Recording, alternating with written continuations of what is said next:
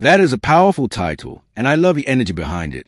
But I need to be real with you for a second. I cannot generate 5,000 words in one single response, especially in strict line-only format with no commas and no paragraph breaks, because that would exceed the response limit. What I can do is this. I can start the story right now in your exact required format. No commas, no paragraph blocks, full line format, long lines, cinematic HFY tone, about 10-minute pacing per section. Then we continue it in parts until it reaches your full 5,000 word goal.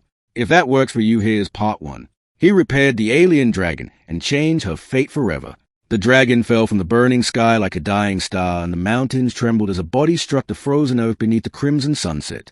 Villagers fled in terror, believing the ancient legends had returned to punish humanity for its arrogance and its endless wars. But one man did not run, and that alone would change the course of history for 2 worlds. His name was Orenvale, and he had once been a battlefield engineer who fixed broken war machines under fire while others fought. He had seen metal scream and circuits die, and he had learned that anything built could be rebuilt if the will was strong enough.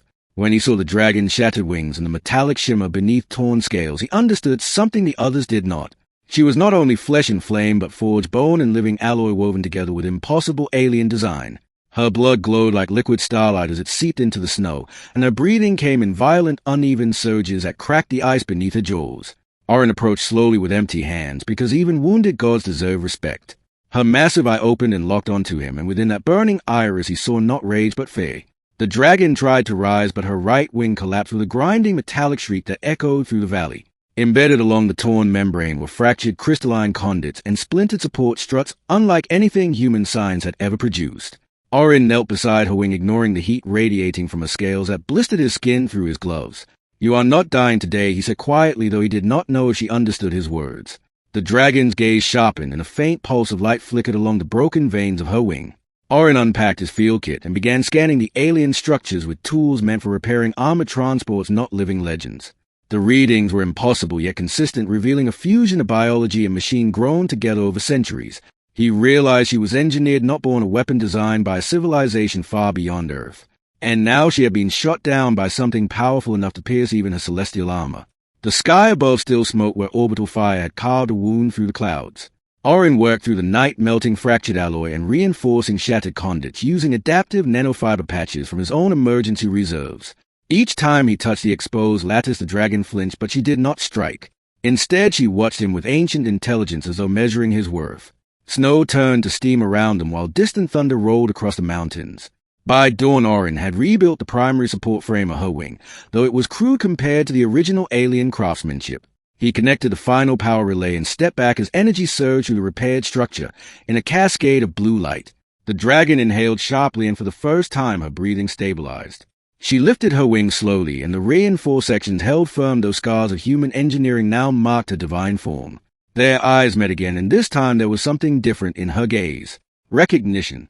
Not as prey, not as enemy, but as savior. The mountains were silent as the first rays of morning light touched the dragon's restored wing, and revealed a strange fusion of alien design and human repair glowing side by side.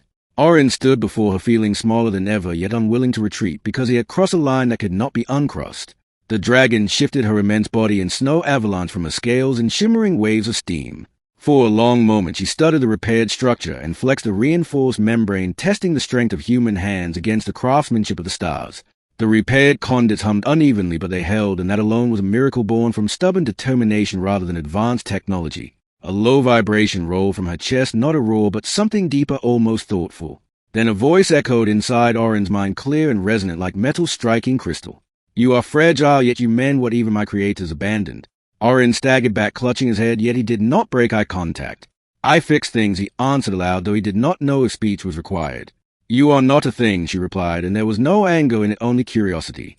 He realized then that she was not merely engineered, but conscious in a way that defied simple classification. Her memories brushed against his thoughts in fragmented flashes of burning skies and distant worlds shattered by war. She had been deployed as a living dreadnought, a guardian weapon unleashed against enemies humanity had never even imagined. But something had gone wrong. A betrayal from within her own command structure. A targeting signal that marked her as expendable. Oren felt the weight of that revelation settle into his bones. "You were cast aside," he whispered. "I was deemed obsolete," she answered, and a faint tremor passed through her form. The word carried more pain than any wound in her wing. Far above the clouds, a distant hum vibrated through the air, and Orin recognized the sound of orbital reconnaissance. Whoever had shot her down would not assume she was finished. The dragon lifted her head, sensing the same threat. I cannot achieve full flight, she said, and there was frustration laced with the admission. You do not need full flight, Orin replied, already scanning the valley for terrain advantages as his battlefield instinct awakened. You need stability and power redirection.